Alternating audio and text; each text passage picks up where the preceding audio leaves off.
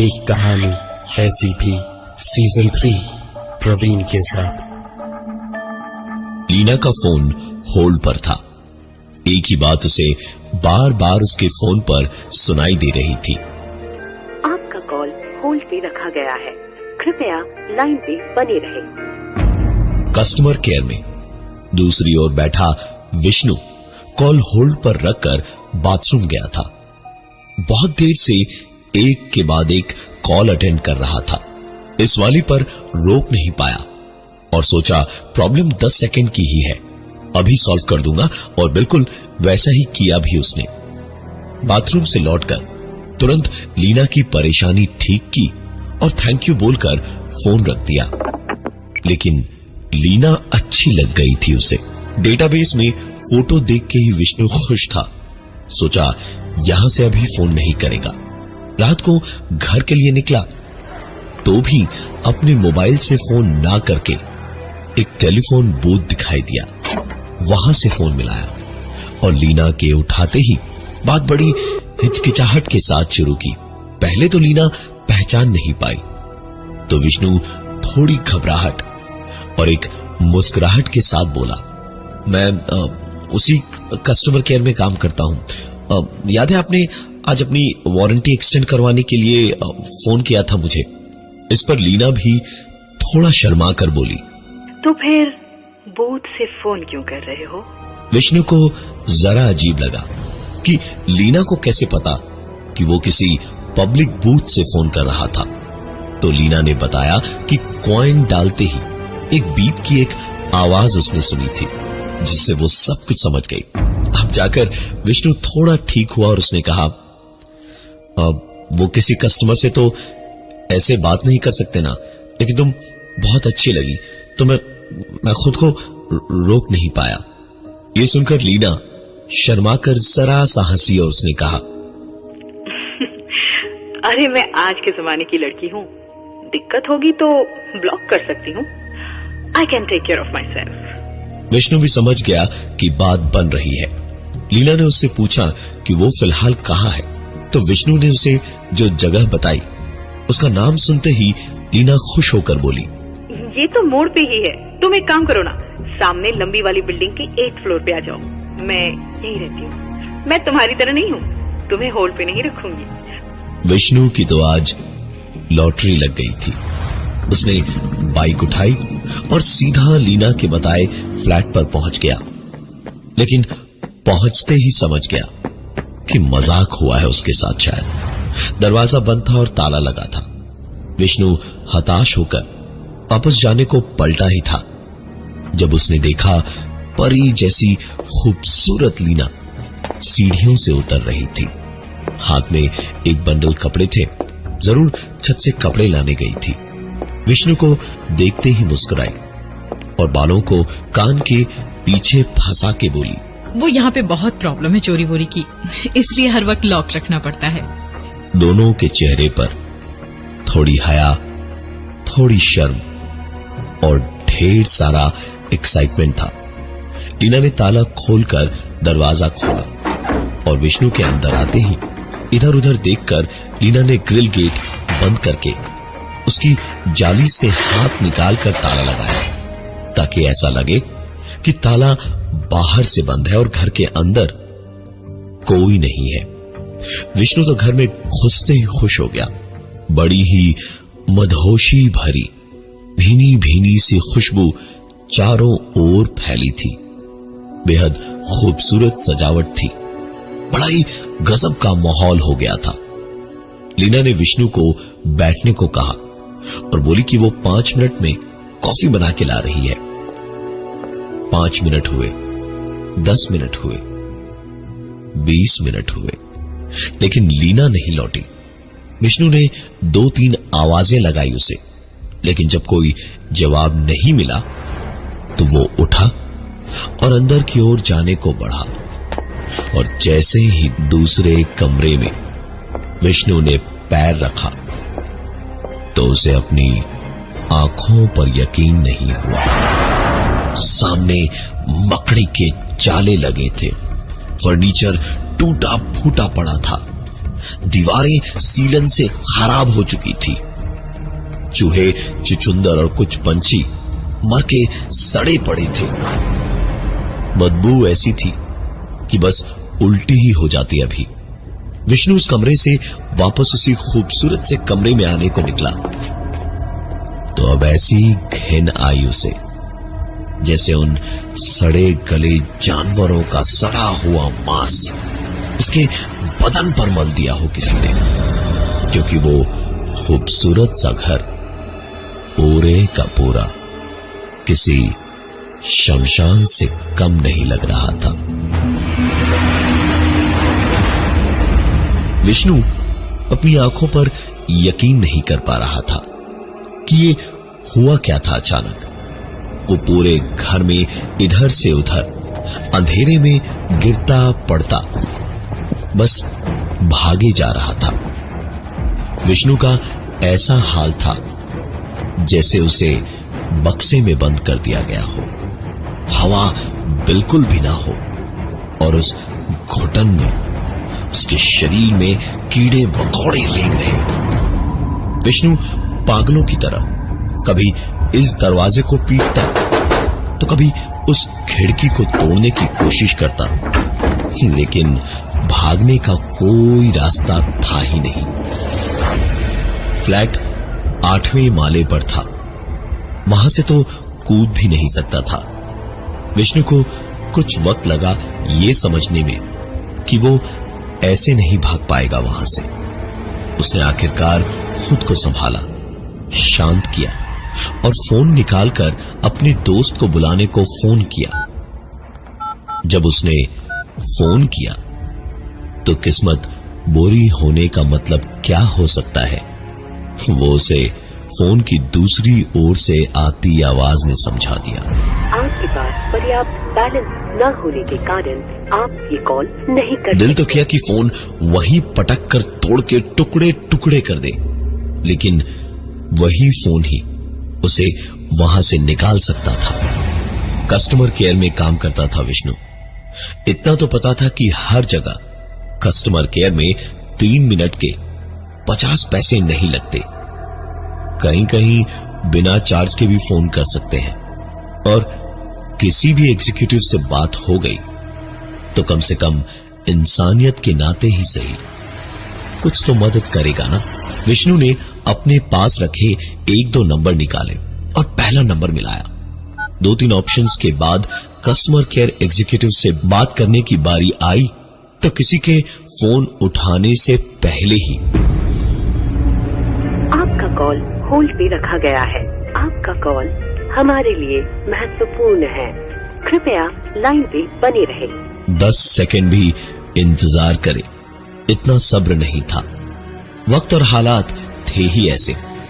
विष्णु ने तुरंत दूसरे नंबर पर फोन किया तो उस पे भी आपका कॉल होल्ड पे रखा गया है। आपका कॉल हमारे लिए विष्णु ने महत्वपूर्ण है, एक के बाद कृपया एक लाइन पे बने सब रहे। पे कोशिश की, लेकिन हर बार यही हुआ आपका कॉल और आखिरकार होल्ड पे रखा अचानक उसे लगा जैसे वो तो जमीन पर नहीं खड़ा था बल्कि गीले सीमेंट में धंस रहा था। और जैसे जैसे घुटन बढ़ती गई और गले तक फंसा तो सामने लीना खड़ी थी और हाथ हिलाकर मुस्कुराती हुई अलविदा कह रही थी, जब अचानक हे विष्णु, विष्णु सो गए क्या? विष्णु ने एक झटके से आंख खोली तो पाया कि वो वहीं सोफे पर बैठा हुआ सो गया था और ये सब कुछ एक बहुत ही बुरा सपना था।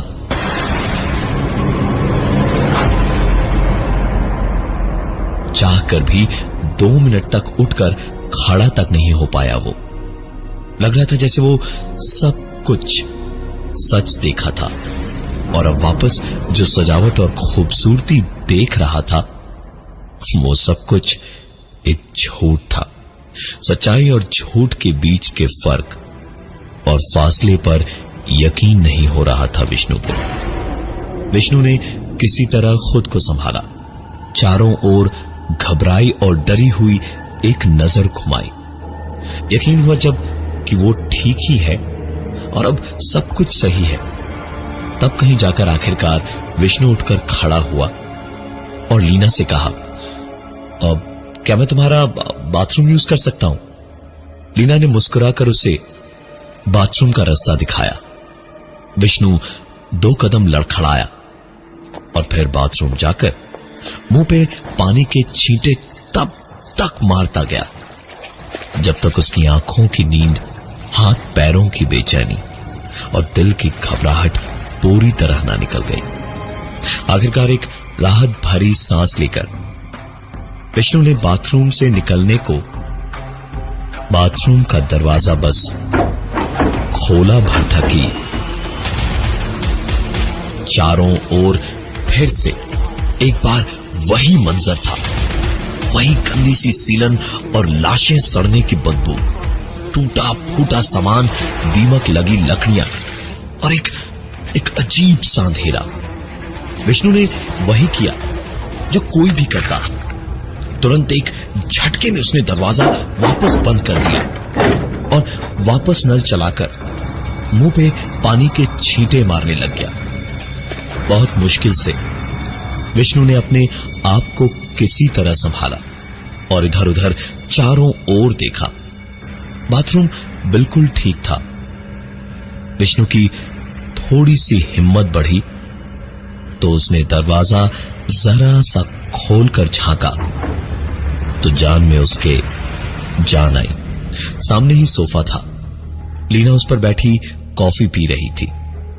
विष्णु ने बाहर निकल के दरवाजे को बंद किया और जाकर चुपचाप लीना के पास बैठकर बोला, लीना, आई गेस यार तुम्हारे घर में ना कुछ गड़बड़ है। मुझे ना बार बार अजीब अजीब सी चीजें दिखाई दे रही हैं। ऐसा लग रहा है जैसे यहां कुछ तो है जो मुझे कोई नुकसान पहुंचाना चाहता है। लीना ने विष्णु को एक पल को घूरा और फिर उसकी आंखों में देखकर बोली कि शायद वो नशे में था। किसी ने उसे कुछ खिला पिला दिया है जिसकी वजह से ऐसी उल्टी सीधी चीजें सोच और देख रहा था वो। लीना ने आगे कहा, मैं तुम्हारे लिए नींबू पानी लेकर आती हूँ, तुम्हें बेहतर लगेगा। ओके?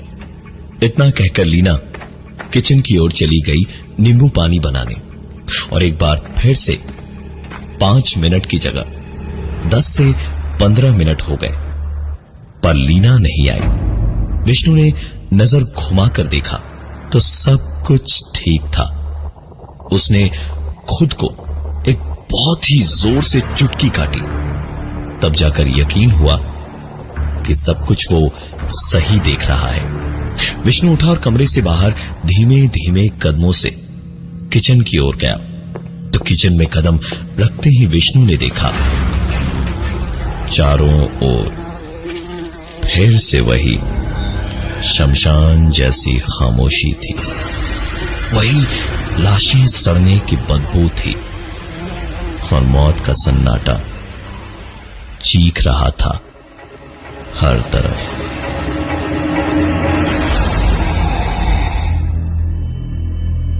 लेकिन लीना कहीं दिखाई नहीं दे रही थी। विष्णु समझ चुका था कि यहां दाल में कुछ काला नहीं, पूरी की पूरी दाल ही काली है।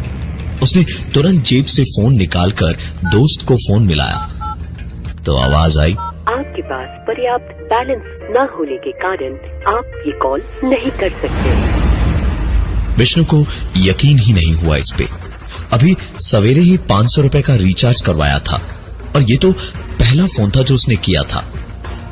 सपने में देखी हुई तरकीब लगाकर कस्टमर केयर में फोन मिलाया तो वहां भी सपने में जो देखा था वैसा ही हाल हुआ और सुनाई दिया, आपका कॉल होल्ड पे रखा गया है। आपका कॉल हमारे लिए महत्वपूर्ण है, कृपया लाइन पे बने रहे। विष्णु एक आवाज सुनकर दोबारा अपनी नींद से जागा। हे विष्णु, विष्णु सो गए क्या? विष्णु को कुछ समझ नहीं आ रहा था कि ये हो क्या रहा था। एक ही चीज बार बार क्यों हो रही थी उसके साथ। वो किसी भी हालत में होता तो भी घूम फिर कर वापस ऐसे ही जाग रहा था।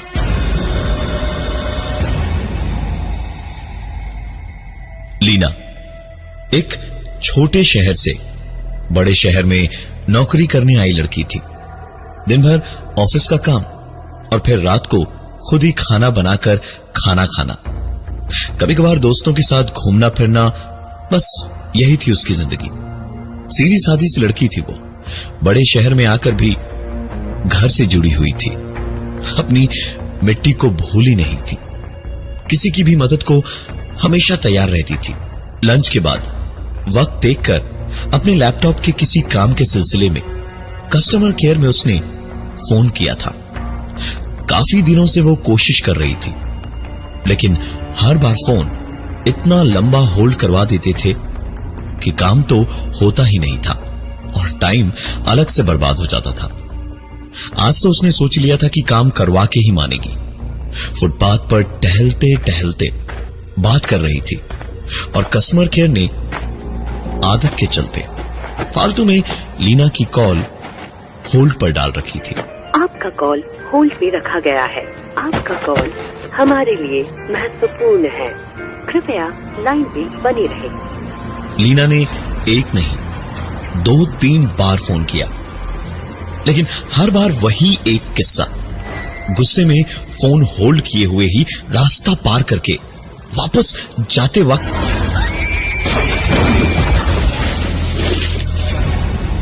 एक गाड़ी की टक्कर लगने से लीना की मौत हुई थी। एक वक्त था जब कस्टमर केयर ने लीना को होल्ड पर रखा था और आज एक वक्त है जब लीना नाम की लड़की किसी कस्टमर केयर में फोन करे और उसका कॉल कोई होल्ड पर रख दे तो वो उनकी जिंदगी होल्ड पर डाल देती है। उनकी जिंदगी को वो एक भयानक मोड़ पर ले जाकर रोक देती है और बार बार उनके साथ एक ही जैसी दर्दनाक और भयानक चीजें होती है और जिंदगी की सारी खुशियां होल्ड पे आ जाती है। हाय कस्टमर केयर। मैं लीना बोल रही हूँ। वो एक्चुअली मुझे अपने लैपटॉप के वारंटी एक्सटेंशन के बारे में पूछना था। Yes ma'am, happy to help you. आप प्लीज 1 मिनट फोन होल्ड करेंगी? या sure, thank you so much. मैं हूं प्रवीण और ये थी आज की एक कहानी ऐसी भी